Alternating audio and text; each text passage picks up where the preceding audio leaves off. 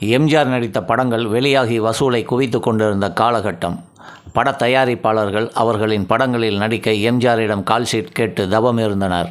தேர்தலில் காங்கிரஸை தோற்கடித்து ஆட்சியை பிடித்துவிட திமுக தீவிரமாக இயங்கிக் கொண்டிருந்தது.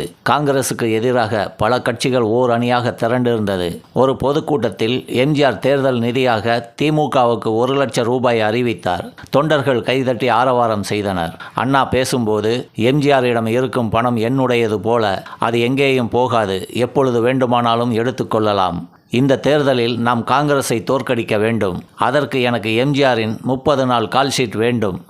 எம்ஜிஆர் முகம் காட்டினால் 30,000 ஓட்டுகள் நிச்சயம் கிடைக்கும் என்றார். எம்ஜிஆர் தீவிர தேர்தல் பிரச்சாரத்தில் இருந்த நேரம்.